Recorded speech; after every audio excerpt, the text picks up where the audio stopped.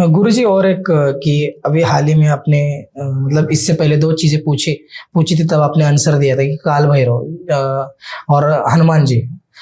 तो अब मैं ऐसा बोल रहा हूँ कि काल भैरव जी का मंत्र जो है, अभी यूथ पीढ़ी बहुत आकर्षित होती है उधर, और कभी भी मंत्राज पढ़ा जाता है, तो आपके हिसाब से मंत्र कब पढ़ना चाहिए और मंत्र कब लगाना चाहिए काल भैरव जी का?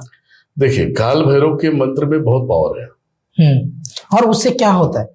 काल भैरव के मंत्र में बहुत पावर है, और क्योंकि काल ही महाकाल है। काल ही महाकाल है, वाह। ठीक है, हाँ, काल ही महाकाल है। राइट।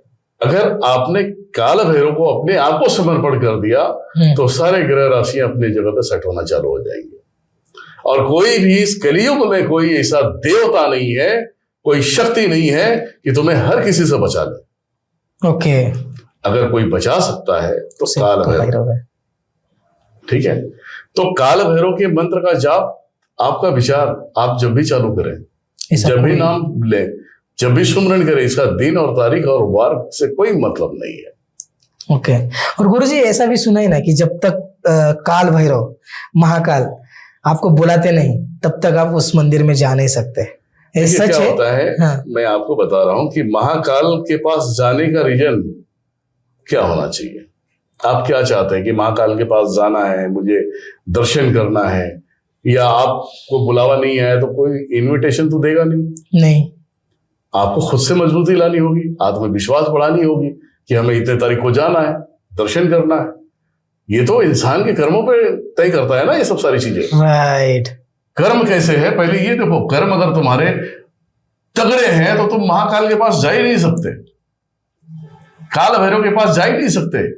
अगर कर्म तुम्हारे तगड़े हैं तो मैं तो इतना ही कहूंगा, संसार में कोई भी व्यक्ति जो भी वीडियो देख रहा है, जब भी आपको लगता है कि परेशानियां पीछा नहीं छोड़ रही है, आप चैन से 2 वक्त की रोटी भी नहीं खा पा रहे हैं, सीधा काल भैरव के पास जाके सिलेंडर करो अपने आप को, सीधा दंडवत हो जाओ कि हे प्रभु, मैं आपका और आप मेरे हैं। अब क्या होना है क्या नहीं होना है ये आप पे छोड़ दिया है। ठीक है, मैंने मेरे भजन भी है, और भजन में भी मैंने लिखा है और मैंने खुद गाया है। मैंने सुनना अच्छा लगेगा मुझे, सुनाओ 2 लाइन। उसमें लिखा है, भूतों के राजा धीराज, काल भैरव भजे,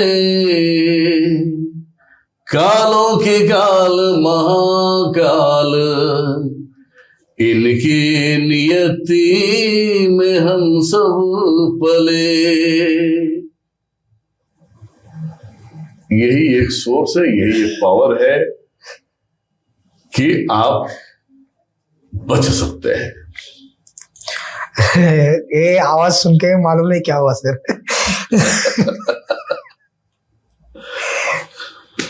जबरदस्त है। रोना आया मेरे को। बहुत सारी चीजें हैं, काल भैरव बहुत अच्छे हैं, बहुत भोले भी। आप ये समझ लो, काल भैरव बाप है, भाई है, दोस्त है। मैंने कभी भगवान का दर्जा नहीं दिया है। मैंने जिस टाइम पे तुम जिस देवी देवताओं को भगवान का दर्जा दे दिया, तुम्हारा काम ही नहीं होगा। बाप रे। उन्हें अपना बना लो, आप उनका हो जाओ, उनसे रिश्ता जोड़ लो। राइट। पिताश्री बोल सकते हैं, आप ही बाप हैं, आप ही सब करने वाले हैं, आप ही मेरे दोस्त हैं, आप ही मेरे भाई हैं, आप ही मेरी मां है। और दिनेश्वर महाराज का इतिहास रहा है। 2017 में काल भैरव सोशल साइट पे लेकर आए, यूट्यूब पर लेकर आए, जिसके ऊपर अनूप जलोटा जी ने गाना गाया है, एक भजन गाया है जो मेरी पूरी जीवनी है उसके अंदर। बता दो हमें। अब वो उनके सुर में है, और वो अगर आप सुन लेंगे तो वो अलग होगा। उस गाने में पूरी जीवनी दिनेश्वर महाराज का नजर आएगा। ओके। इतने अलग है, बहुत डिफरेंट है।